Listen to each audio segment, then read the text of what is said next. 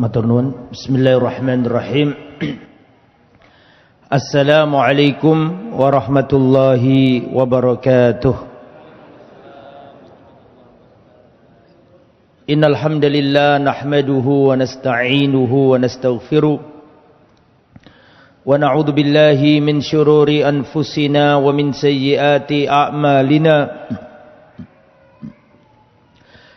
Man yahdihillahu fala mudilla lahu ومن يضلل فلا هادي له وأشهد أن لا إله إلا الله وحده لا شريك له وأشهد أن محمدا عبده ورسوله لا نبي ولا رسول بعده اللهم صل وسلم وبارك وأنعم على عبدك ورسولك نبينا الكريم محمد وعلى آله وصحبه wa man sara ala nahjihi ila yaumiddin, amma ba'd. Ikhwatal iman, para hadirin jamaah Masjid Namira, saudara-saudariku, bapak ibu rahimani wa rahimakumullah. Alhamdulillah, kita bersyukur memuji Allah diberi kelapangan hati, ringan langkah kaki, sehat jasmani dan rohani, sehingga kita bisa kembali bertemu di Masjid Namira yang kita cintai. Semoga perjalanan kita ke tempat ini menggugurkan dosa-dosa kita semua. Amin ya rabbal alamin. Rasulullah bersabda, "Wa man salaka tariqan yaltamisu fihi ilman, sahhalallahu lahu bihi tariqan ilal jannah." Barang siapa menempuh perjalanan untuk mencari ilmu agama, maka Allah mudahkan jalannya menuju surga.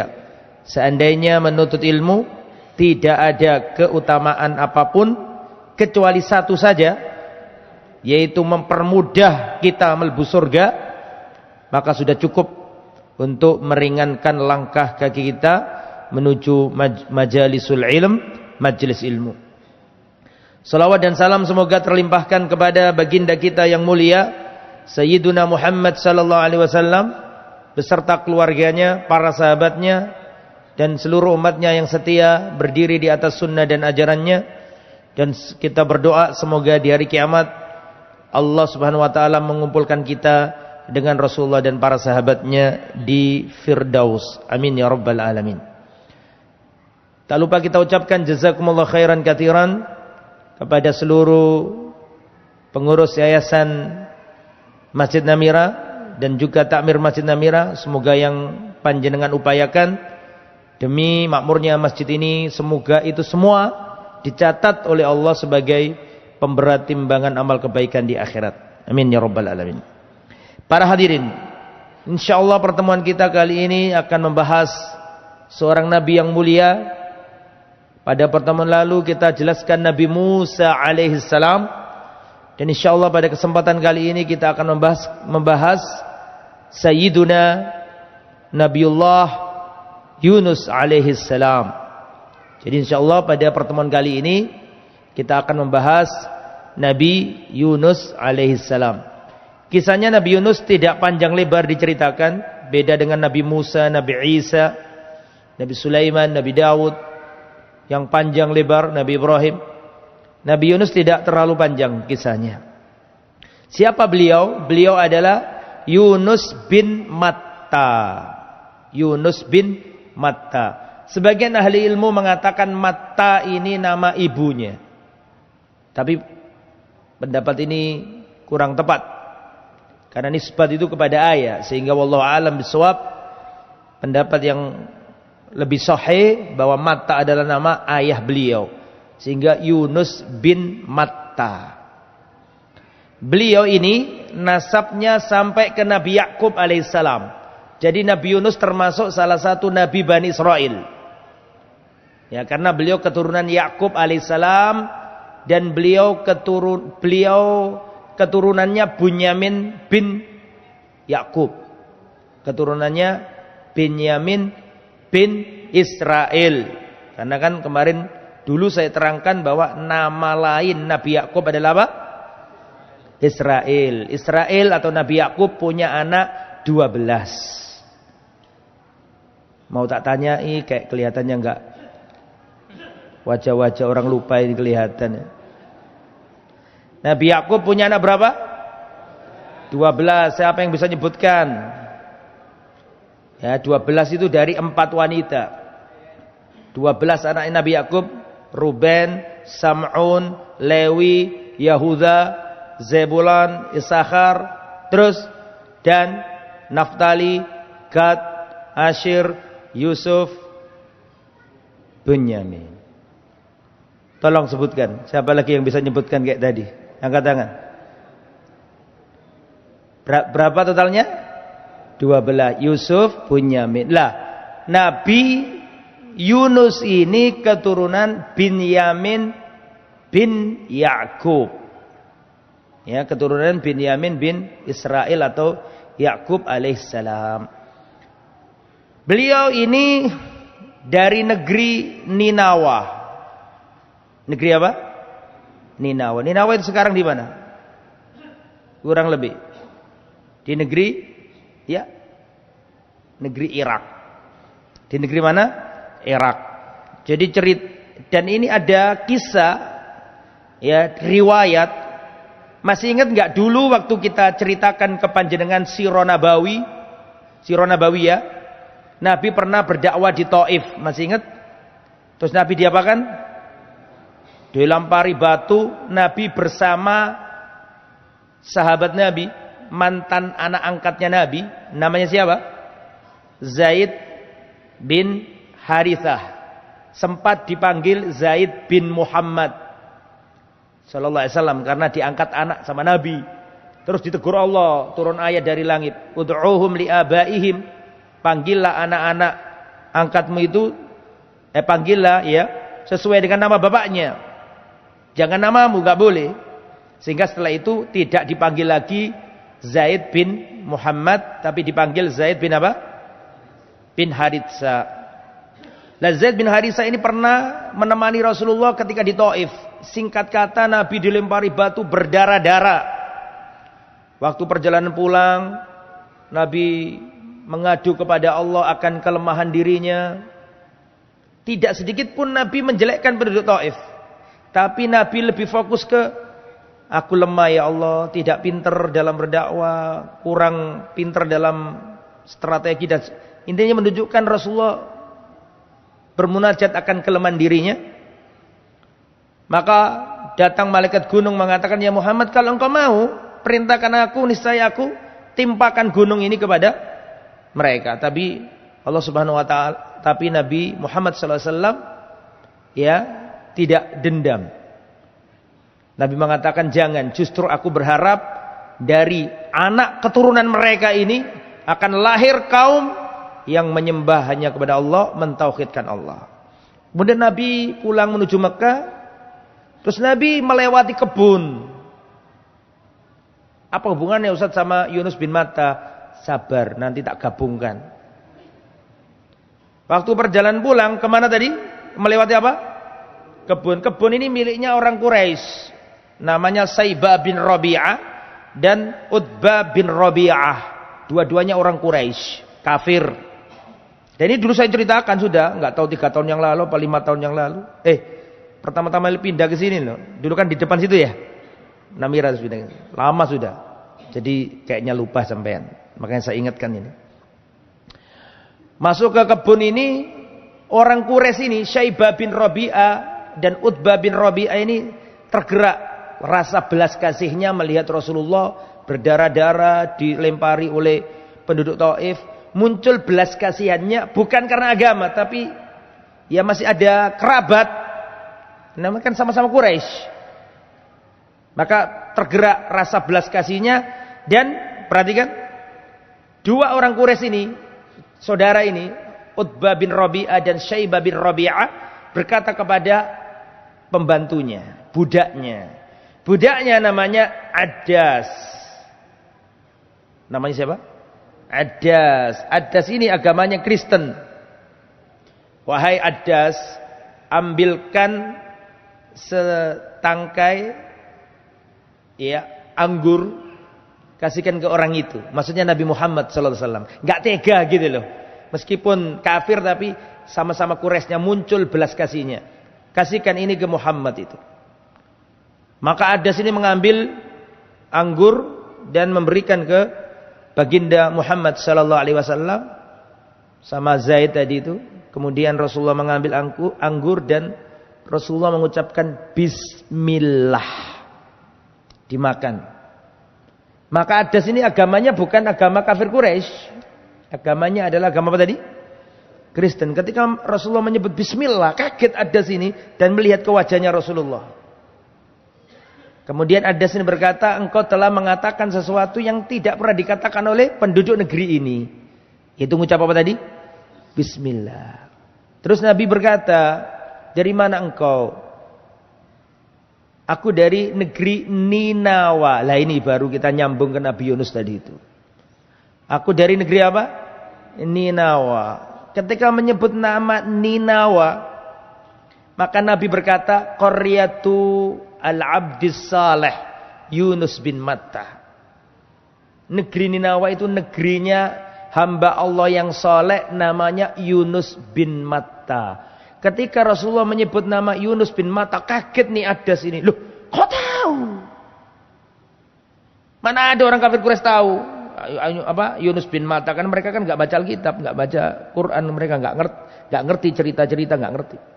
Tuh kaget, lo kok ngerti Yunus bin Matta? Kok ngerti nek ikut teko desaku, negeriku? Kaget Adas ini. Kata Rasulullah, huwa akhi, dia itu saudaraku. Huwa nabiyun wa ana nabi, huwa rasul wa ana rasul. Dia itu nabi, aku juga nabi, dia rasul, aku juga rasul. Dan dia itu saudaraku. Karena semuanya akan kembali ke Nabi Ibrahim. Nabi Ibrahim punya 2 anak. Halo. Ishak ada di Syam, Ismail ada di Mekah. Betul toh?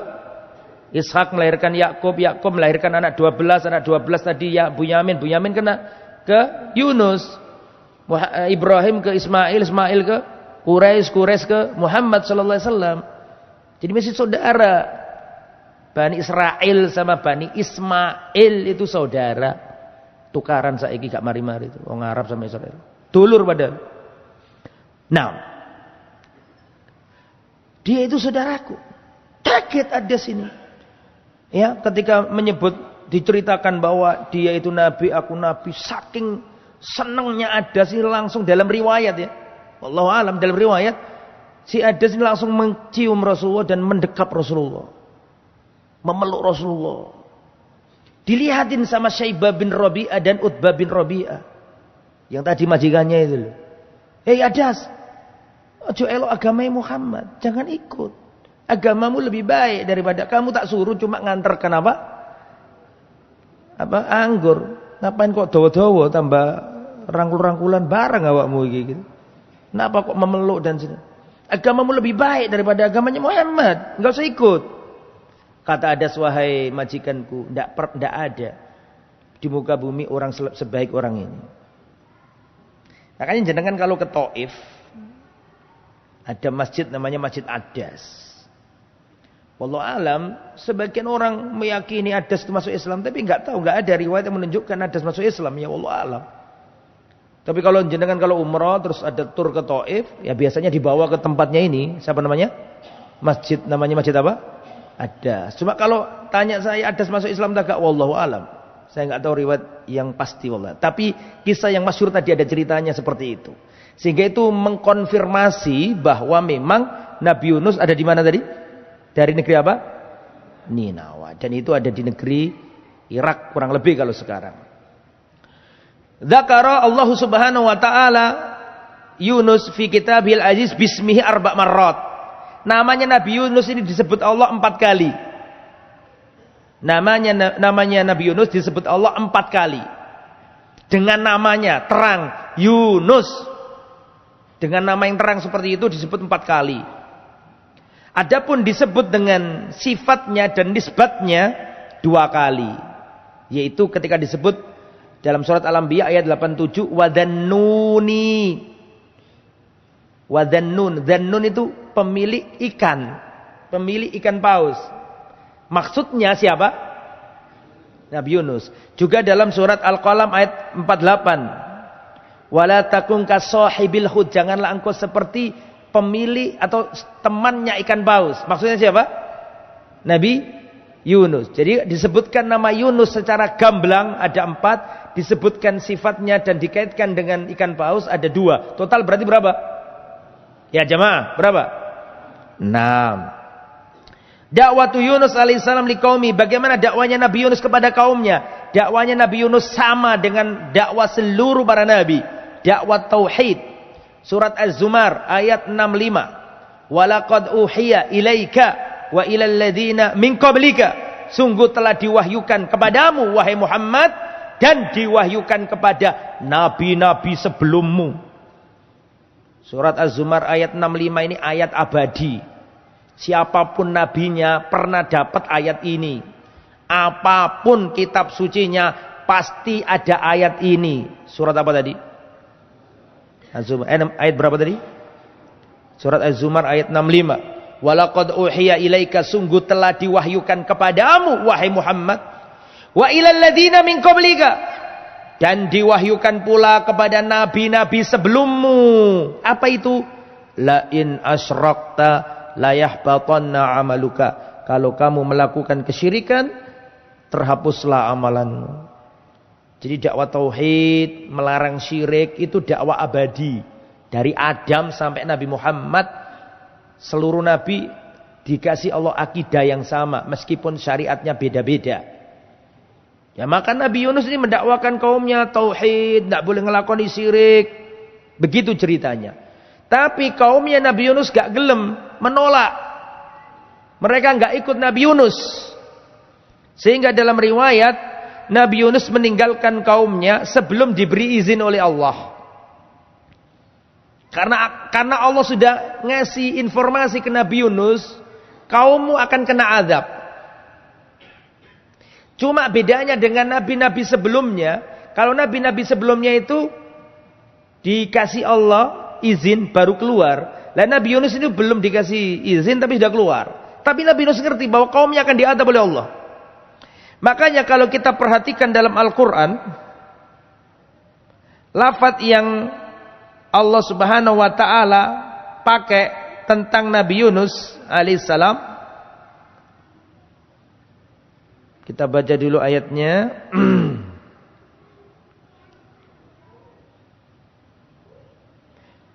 Bukan kata sekedar akhraja, bukan kharaja.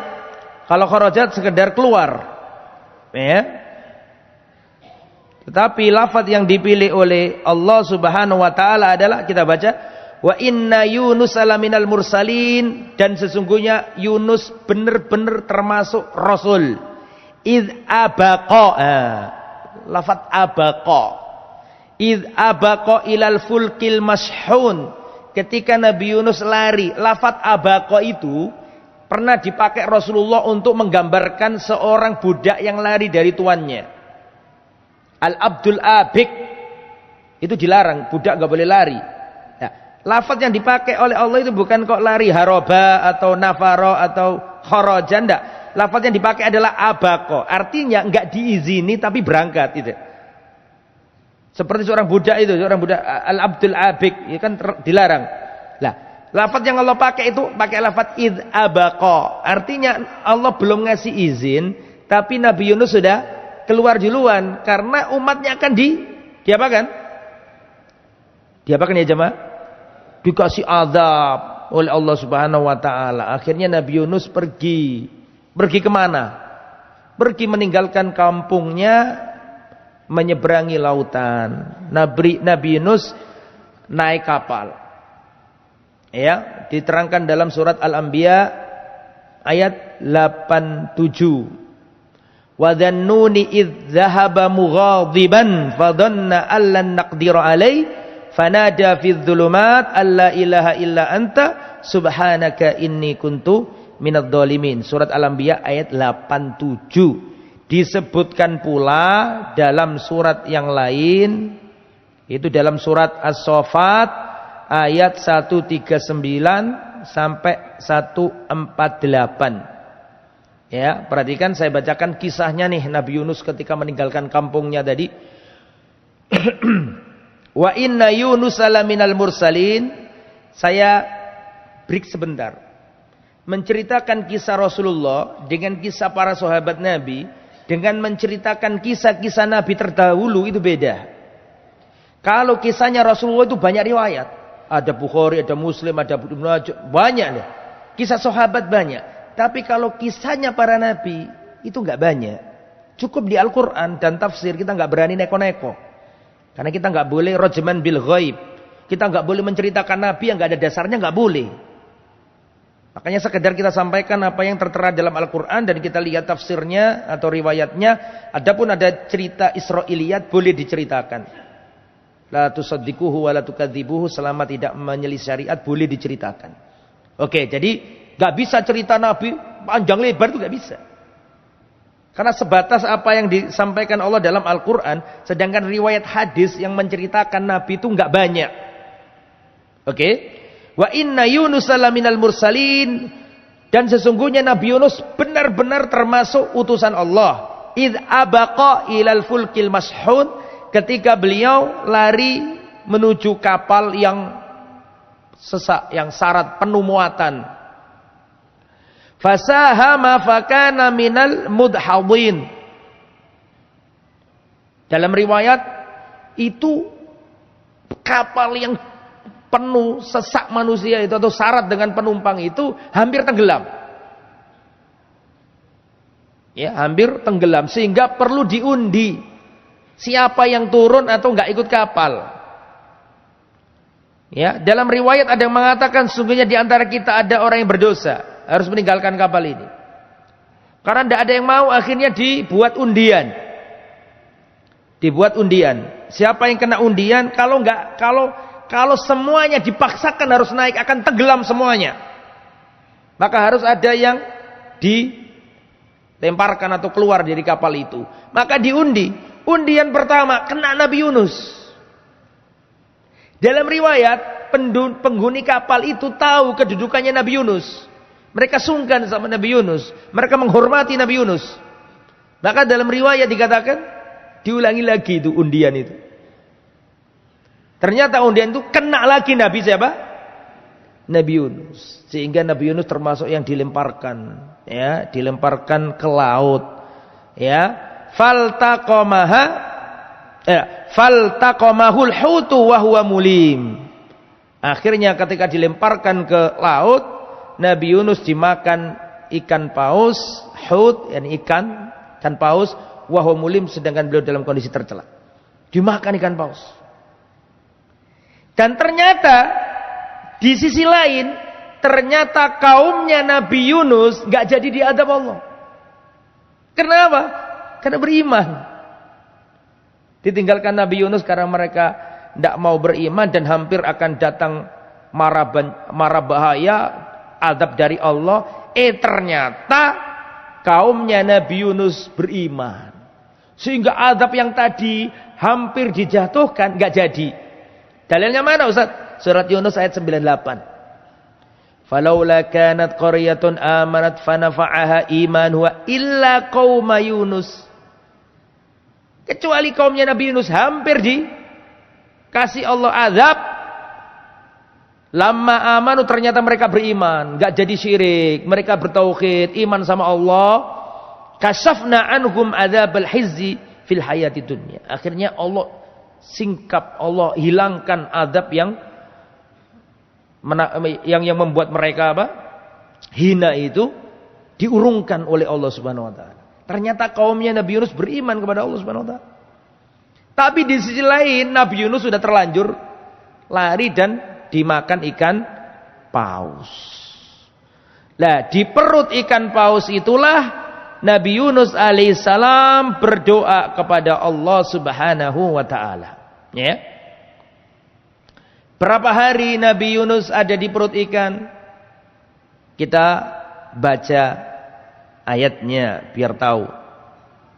Allah Subhanahu wa taala berfirman, tapi enggak disebutkan ya di ayatnya berapa hari, berapa sore, apa siang, malam, enggak disebutkan secara detail. Ya.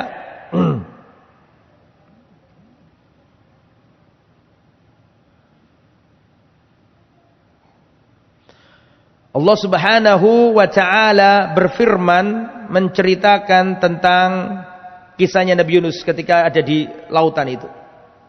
Wa dhannuni idz dhahaba mughadiban fadhanna allan naqdir alaihi.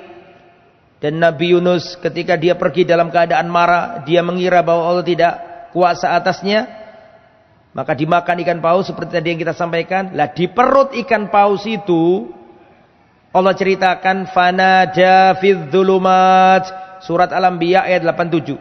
Fanada fidz dzulumat, di dalam perut ikan paus.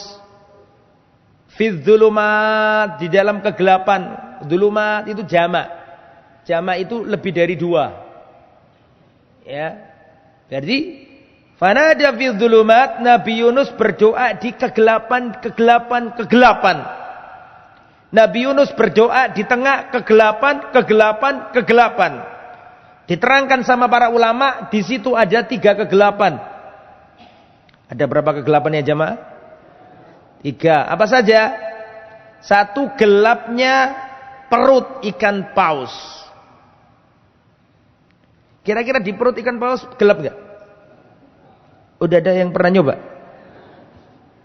Nomor 2 apa?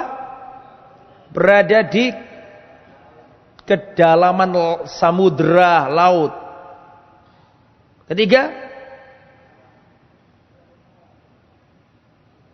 ayo, kegelapan malam.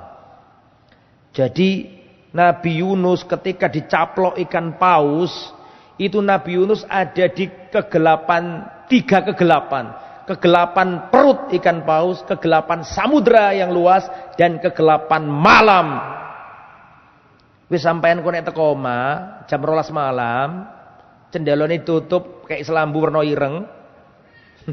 Terus lampu mati tengah malam jam 12 malam. Kira-kira bisa lihat enggak? Enggak bisa lihat. Lah ini di perutnya ikan paus, kira-kira perutnya ikan paus ada jendelanya enggak? Enggak ada. Enggak ada lampu, enggak ada jendela. Di tengah samudra dan di malam hari enggak bisa kebayang.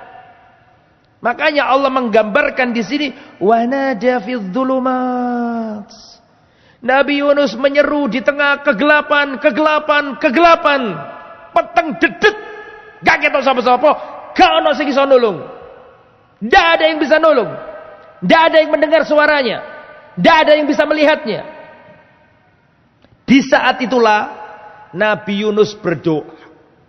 Dan doanya Nabi Yunus ini dicantumkan dalam Al-Quran dan dikuatkan dengan hadisnya Nabi Muhammad SAW. Kata Rasulullah, barang siapa tertimpa perkara, tertimpa musibah, terus dia berdoa dengan doanya Nabi Yunus, Allah kabulkan doanya. Maka siapapun yang kena masalah, pegang erat doanya Nabi Yunus ini. Apa doanya Nabi Yunus? Doanya Nabi Yunus adalah La ilaha illa anta subhanaka inni kuntu minadh dhalimin. Berdoa dengan doa itu. Ketika Nabi Yunus sudah berdoa dengan doa itu, apa kata Allah Subhanahu wa taala? Fastajabna lahu. Kami kabulkan doanya Yunus. Wa najjaynahu minal gham. Kami selamatkan Yunus dari malapetaka. Apalkan itu doa itu. Dan kalau kita teliti doanya Nabi Yunus itu mengandung 3 kalimat. Catat, amalkan. Doanya Nabi Yunus itu kalau kita perhatikan terdiri dari 3 kalimat penting. Yang pertama, la ilaha illa anta. Ya Allah, tidak ada yang berhak disembah kecuali Engkau. Artinya wong nek kena musibah, tauhidnya harus benar. Artinya orang kalau kena musibah, tauhidnya, bergantungnya itu harus pas kepada Allah Subhanahu wa taala. Seakan-akan Nabi Yunus berkata, "Ya Allah, mboten wonten sing saged nolong kula kecuali panjenengan ya Allah." Seakan-akan Nabi Yunus mengatakan, "Ya Allah, enggak ada siapapun yang bisa nolong aku kecuali Engkau." Makanya orang kalau diberi musibah, tauhidnya harus kuat. Enggak boleh pergi ke dukun. Gak boleh jaga no jimat. Gak boleh simpen toyol. Gak boleh nyembah Nyi Loro Kidul. Gak boleh nyembah blorong. Gak boleh. Orang kalau kena musibah harus bermunajat kepada Allah. Cuf, sampean bayangkan. Apakah doanya Nabi Yunus tadi, la ilaha illa anta subhanaka inni kuntu minadh dhalimin? Ada enggak kata-kata di situ? Ya Allah, keluarkanlah aku dari perutnya ikan paus. Ada enggak kata-kata kayak gitu? Tolong dijawab. Jawab entah, aku cek semangat. Meneng kabeh. Aku wis bengok-bengok lho ibadah. Apa tadi ya? Ada enggak? Ada enggak kata-kata ya Allah keluarkan aku ya Allah dari perut ikan paus ini? Ada kayak gitu? Makanya orang kalau kena musibah itu fokus, kuatkan ketergantunganmu hanya kepada Allah. Tidak ada yang berhak disembah kecuali Allah. Enggak ono sing iso nolong awakmu kecuali Allah. Makanya orang kalau kena musibah itu tauhidnya dikencengi. Bermunajat di malam hari, ojo kok DP nang dukun. Minta sama Allah. Itu yang dilakukan Nabi Yunus, menguatkan tauhidnya. Nomor 2, la ilaha illa anta. Nomor 2 apa tadi? Subhanaka, Maha suci engkau ya Allah. Apa yang menimpa aku bukan karena engkau zalim ya Allah, karena engkau maha suci.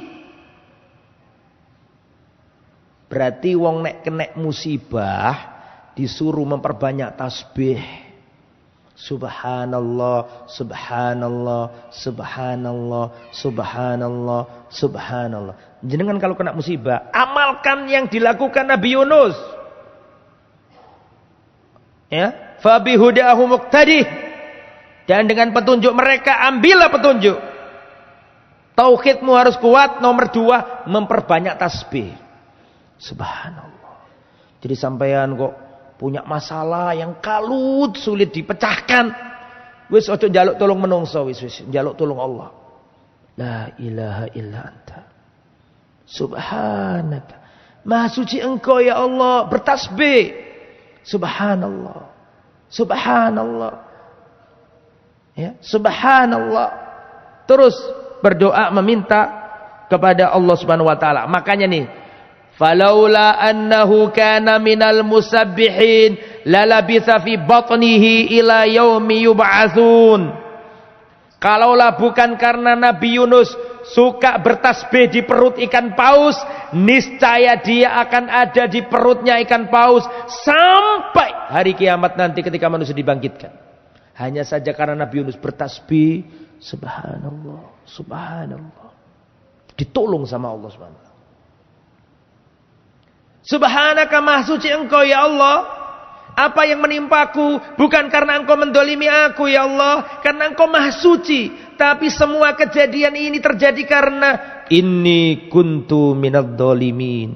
Ini semua karena aku termasuk orang-orang yang berbuat dolim. Jadi nek awakmu kena musibah, kudu ngakui dosa. Nomor 3, mengakui dosa. Inni kuntu minadh dhalimin ya Allah. Aku banyak berbuat dolim ya Allah. Kesimpulannya jamaah, kalau jenengan kena musibah, amalkan yang diamalkan Nabi Yunus. Dan musibahmu gono apa-apa dibanding no musibahin Nabi Yunus. Ono ta menungso dicaplok ikan paus lho. Urip metu sehat walafiat. Masalahmu paling gak di duit ngono tok. Ngono kuwi sik iso mangan. Nggih mboten? Ya, meskipun utang sik iso mangan. Nek melarate wong biyen itu bener-bener gak iso mangan. Zaman 60, zaman tahun 50, melarate wong biyen itu gak mangan. Melarate wong saiki sik mangan. Ya. Barangnya yo mewah-mewah, cuma kreditan ngono wae. Gitu. Susah ayo le bayar kreditan itu. Kembali ke materi. Jadi 3 Pak. La ilaha illa anta, mentauhidkan Allah, tauhid yang lurus, minta sama Allah, beristianah kepada Allah. Nomor 2 apa tadi? Subhanaka, berarti surah apa? Memperbanyak apa ya jemaah? Bertasbih. Yang nomor 3, inni kuntu minadh dhalimin. Ya Allah, aku termasuk orang-orang yang berbuat dolim. Jadi disuruh ngakoni dosa. Ngakoni dosa itu penting Pak. Kabeh masalahmu iku soale teko awakmu dhewe. Ngono ku ana ayate. Wa ma asabakum min musibatin fabima kasabat aydikum. Apa saja musibah yang menimpamu itu karena ulah tanganmu. Apa musibah sampean? Itu teko sampean dhewe. Sampai tikus masuk rumahmu karena dosamu. Lu serius ini? Rumah sing ngake tikus itu omae. Ya. Dosa itu datang, mohon maaf, musibah itu karena ada yang mengundang. Wa ma asabakum min musibatin fabima kasabat aydikum. Apapun musibah yang menimpamu itu karena ulah tangan. Dulu para salaf berjalan, tek tek tek tek, ternyata tertusuk duri. Para salaf dahulu berjalan tertusuk duri. Maka para salaf itu mengambil duri dari kakinya dan berkata, wallahi inni la'alamu annaki bidzanbin. Wahai duri, aku tahu tidaklah engkau menusukku kecuali karena dosa yang aku lakukan. Wong biyen iku gak usah musibah sing gede-gede, ketelusupen lho, wis langsung sadar. Iki karena dosaku. Wong biyen iku ngono, wong saleh ketelusupen tok iku wis paham. Wa ma dolamani rabbi azza wa jalla, karena Tuhanku gak mungkin mendolimi aku. Itu wonten ayate, Pak. Musibahmu itu karena dosamu. Tapi nek sampai nglakoni musibah, sampai nglakoni dosa, kok dikei musibah, itu artinya Allah sayang. Wa ma asabakum min musibatin fabima kasabat aydikum. Apapun dosa yang menimpamu itu karena ulah tanganmu. Dan Ali bin Abi Thalib mengatakan, perhatikan, catat ini baik-baik supaya kita paham dari mana musibah itu datang. Ali bin Abi Thalib mengatakan, "Ma nazala bala'un illa bidzanbin wa ma rufi'a bala'un illa bitaubatin." Udah ditulis. Apa nunggu terjemahannya? Mau tak suruh nulis kok pelepani mandek kayak gak ditulis-tulis. Ternyata nunggu terjemahan nih. Ma nazala bala'un illa bidzanbin wa ma rufi'a bala'un illa bitaubatin. Tidaklah turun musibah kecuali karena dosa. Dan tidaklah musibah diangkat kecuali dengan taubat. Setelah kita memahami ini semua, kalau kita datang kena musibah, kita enggak berlelah-lelah menyalahkan orang lain. Setelah kita tahu ayat tadi, penjelasan ulama tadi, kalau kita kena musibah, kita enggak sibuk cari solusi. Solusinya ada di dirimu. Perbaikilah hubunganmu dengan Allah, masalahmu akan selesai. Apapun musibahmu, hamparkan sajadahmu, minta ampun sama Allah. Nabi Yunus ngajari kita, inni kuntu minadz dzalimin. Ya Allah, aku banyak dosa, aku banyak zalim ya Allah. Dan mengakui dosa itu, Pak, perhatikan saya. Mengakui dosa itu penting sebelum berdoa. Jenengan yang dongo itu kudu ojo langsung-langsungan. Ojo kok salam, assalamualaikum warahmatullah, assalamualaikum warahmatullah. Ya Allah njaluk sugih ya Allah. Oh iki sing garai.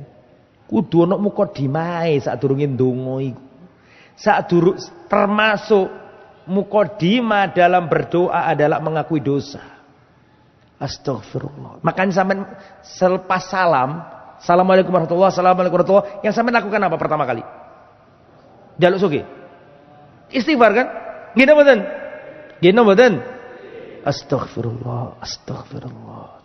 Jadi sebelum minta itu ada mukadimahnya. Di antara mukadimah sebelum berdoa adalah minta ampun, mengakui dosa. Itu adalah ciri khas para anbiya. Nabi Adam mengatakan, gimana doanya Nabi Adam? Rabbana dhalamna, gimana? Anfusana wa illam taghfir lana wa tarhamna lanakunanna minal khasirin. Mengakui dosa. Nabi Yunus, la ilaha illa anta subhanaka inni kuntu minadz dzalimin. Nabi Muhammad sallallahu alaihi wasallam, orang yang paling baik di jagat raya ini.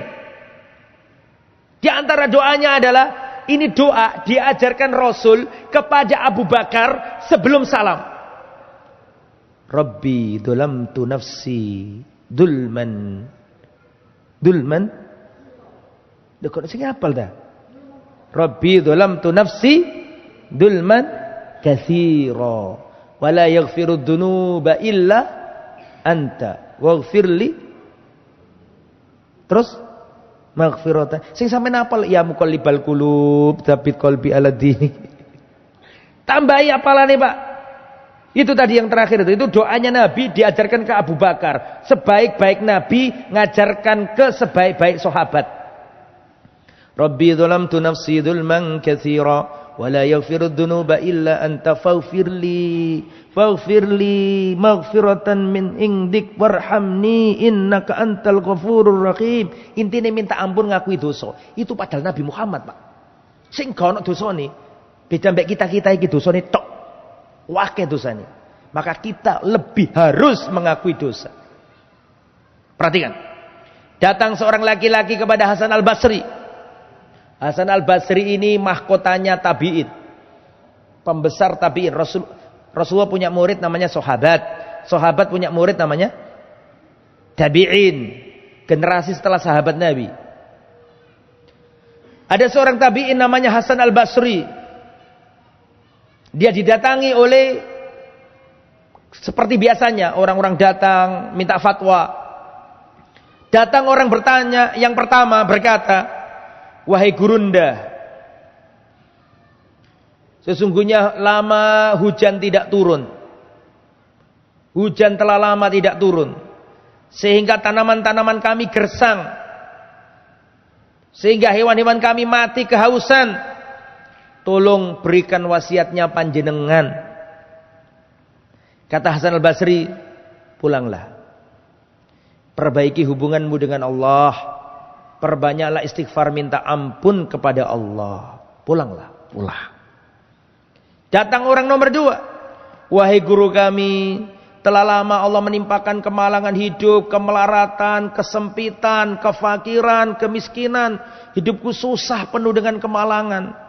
Tolong berikan wasiatmu, nasihatmu agar Allah berikan aku rezeki dan kemalangan ini diangkat oleh Allah dari kami. Tolong berikan wasiatmu."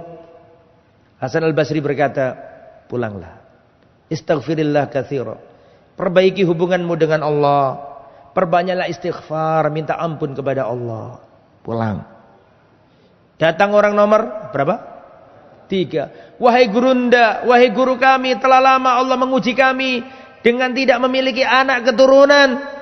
Padahal usia kami sudah sepuh. Kami belum punya anak keturunan. Padahal kami ingin masa tua kami ada anak yang merawat kami. Tapi Allah belum menganugerahkan anak keturunan kepada kami. Tolong berikan wasiat panjenengan." Kata Hasan Basri, "Pulanglah. Perbanyaklah istighfar, mengakui dosa-dosa, minta ampun kepada Allah. Perbaikilah hubunganmu dengan Allah. Pulang." Datang orang nomor 4. "Wahai guru, sesungguhnya tanaman-tanaman kami gagal panen.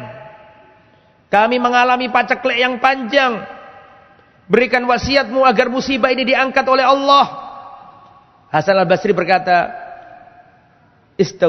"Istaghfirillah katsira." Pulanglah, minta ampun sama Allah. Perbanyaklah istighfar, perbaiki hubunganmu dengan Allah.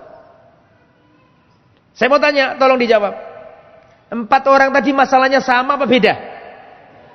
Beda. Solusinya 1 apa 4? 1. Sehingga fenomena ini menjadikan muridnya Hasan al-Basri bertanya, "Wahai guru, telah datang kepadamu 4 orang membawa masalah hidup berbeda-beda. Yang pertama adalah datang mengatakan hujan lama tidak turun. Yang kedua ditimpa kemalangan, kefakiran, kemiskinan. Nomor 3, nggak punya anak, keturunan. Nomor 4, gagal panen, paceklik. Tapi kenapa solusi yang panjenengan berikan cuma 1? Mengakui dosa, minta ampun. Apa hubungannya minta ampun istighfar dengan hujan nggak turun? Apa hubungannya dengan kemalangan, kefakiran? Apa hubungannya dengan nggak punya anak? Apa hubungannya dengan paceklik, tanaman gagal panen?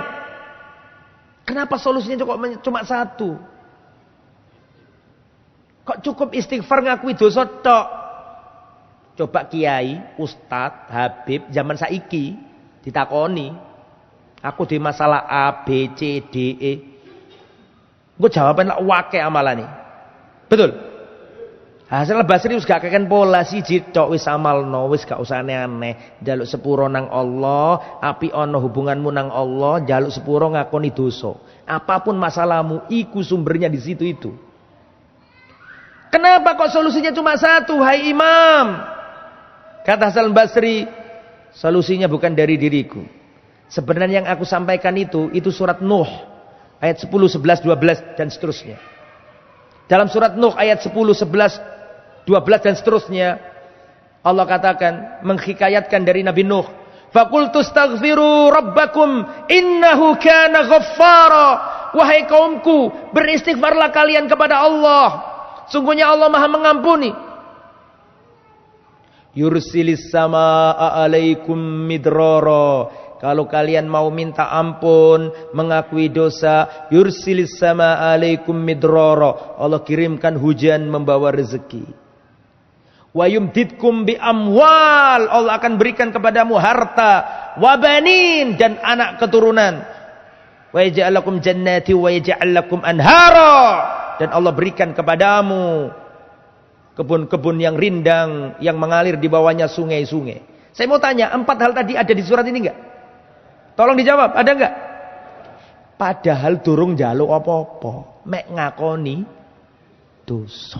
Makanya penting ngakoni dosa. Dan gak ono gak nglakoni dosa gak ono, mesti. Selama jenengmu menungso, pasti nglakoni dosa. Ustaz, sebenarnya kula iki pengen ngoten Ustaz. Pengen mengakui dosa, tapi kula titeni kok mboten ketemu dosa kula niki. Ya iki temen. Ya, gak rumangsa dosa, iku luwih dosa tinimbang dosa iku dhewe. Nduk nggih, Pak. Saya ulangi nggih. Tidak merasa berdosa dari dosa, itu lebih dosa daripada dosa. Tidak merasa dosa setelah berzina, lebih bahaya daripada zina itu sendiri. Artinya pintu tobat ditutup untuknya. Maka perasaan tidak merasa berdosa setelah melakukan dosa itu lebih bahaya daripada dosa itu sendiri. Perhatikan saya. Di antara hukuman bagi para pelaku dosa adalah dia tidak merasa berdosa. Catat, pahami baik-baik. Di antara hukuman terbesar bagi pelaku dosa adalah dia tidak merasa berdosa. Jadi mari zina guyang-guyu. Itu lebih bahaya daripada zinanya sendiri. Karena orang yang tidak merasa berdosa setelah melakukan dosa, itu hukuman dari Allah. Dan itu bahaya. Balik ke Nabi Yunus, terlalu jauh kita dari Nabi Yunus alaihissalam. Jadi Bapak Ibu, intinya kembali ke materi. Kalau kita diuji oleh Allah, amalkan seperti yang dilakukan Nabi siapa? Yunus. Sampai baca doa, gimana doanya? Semuanya dibaca. Bismillah. Baca semuanya. La ilaha illa anta subhanaka inni kuntu minadz dzalimin. Sama nek ono masalah wis amalno iku. La ilaha illa anta tauhid sing bener, subhanaka artine dikokon ngakeh-ngakeni napa? Tasbih, terus ini kuntu minadz dzalimin berarti disuruh memperbanyak istighfar, mengakui apa? Dosa. Nek iku sudah sampean lakoni, fastajabna lahu wa najjaynahu minal gham. Nah, monggo dipraktekaken. Bapak Ibu, ngaji ku nek gak dipraktekno gak dadi amal soleh. Sampean ngaji dari setengah 8 sampai setengah 9 wis gak oleh apa-apa kecuali mek 3 iku mangtok iku cukup luar biasa itu. Iku sampean amalno iku. Kira-kira sampean amal apa enggak? Lah aku tak takoni serius iki. Sampean amal apa enggak? Awas kalau enggak ya. Kudu diamalno, Pak. La ilaha illa anta subhanaka inni kuntu minadz dzalimin. Setelah baca itu maka Allah Subhanahu wa taala menyelamatkan Nabi Yunus. Bagaimana menyelamatkannya ya Ustadz? Nih kita baca. fanabadnahu bil ara'i wa huwa saqim. Maka Allah lemparkan, maka kami lemparkan Yunus di negeri yang tandus. Keluar dari perutnya ikan paus. Terus Nabi Yunus ada di negeri yang tandus, Pak. Wa huwa saqim. Nabi Yunus ini sakit. Riwayat banyak, Pak. Ada yang mengatakan 3 hari, ada yang mengatakan 1 hari di perut ikan paus, tapi nggak ada nas yang pasti, yang qat'i, sehingga kita nggak boleh rajman bil ghaib. Yes, intinya terjadi perselisihan para ulama dan nggak harus kita tahu apakah 3 hari, apakah 1 hari. Intinya Nabi Yunus ini sudah lelah, capek, sakit ketika keluar dari perut ikan paus ini. Kemudian fa'ambatsna alaihi syajaratan min yaqtin. Kemudian Allah nolong Nabi Yunus karena sudah mengakui dosa. Perhatikan saya, ketika Nabi Yunus sudah mengakui, memperbaiki hubungan dengan Allah, maka Allah kasih solusi-solusi yang sangat banyak. Di antaranya ketika ada di tanah yang tandus tadi, Allah tumbuhkan syajaratan min yaqtin. Itu kayak labu gitu loh, Pak. Nah, dalam yaktin seperti labu. Saya nggak tahu labu jenis apa ini, nggak tahu. Apakah walo, apakah kenti, apakah nggak tahu. Cuman aku ngasih tahu sampean, di antara makanan kesukaan Nabi itu labu yang waluh. Ngerti waluh dah? Ono sing ngomong waluh, ono sing ngomong waloh. Sing wernane oren ya, kuning apa oren? Ya itu makanan kesenangannya Nabi itu. Senang Nabi pakai itu. Makan itu. Makan apa? Waluh, senengani Nabi. Lah, tapi ini enggak tahu labu yang mana, wallah alam. Yaktin ini perlu lihat lagi kamusnya. Tapi sering diterjemahkan labu. Gitu ya. Sehingga Nabi Yunus makan itu. Wa arsalnahu ila mi'ati alfin aw yazidun. Kemudian Nabi Yunus balik ke kampungnya, beriman semua, enggak jadi diazab. Alhamdulillah. Happy ending ceritanya Nabi Yunus ini. Berbeda dengan Nabi Nuh, berbeda dengan Nabi Nuh, Nabi liane. Ini happy ending ceritanya Nabi siapa? Yunus. Selamat semuanya.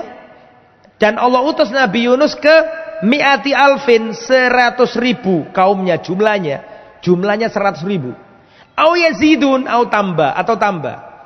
Jadi ya 100.000 lebih begitu. Kaumnya Nabi siapa? Nabi Yunus alaihissalam. Fa'amanu, mereka beriman sehingga enggak jadi diadab Allah. Famatta'nahum ilahin. Allah jadikan mereka bersenang-senang. Artinya nikmat, hidupnya nyaman karena beriman, taat sama Rasul, tidak melakukan kesyirikan, bertauhid. Allah beri mereka kenyamanan. Wallahu a'lam bissawab. Itu yang bisa disampaikan kisah tentang Nabi Yunus alaihi salam. Semoga kita bisa meneladani ya. Jadi kalau kita diuji Allah, jangan lupa apa yang dilakukan Nabi Yunus alaihi salam. Mekaten ingkang saged kula sampaikan kurang lan langkungipun kula nyuwun gunge pangapunten. Kita tutup dengan bacaan kafaratul majlis. Subhanakallahumma wa bihamdika asyhadu an la ilaha illa anta astaghfiruka wa atubu ilaik. Assalamualaikum warahmatullahi wabarakatuh.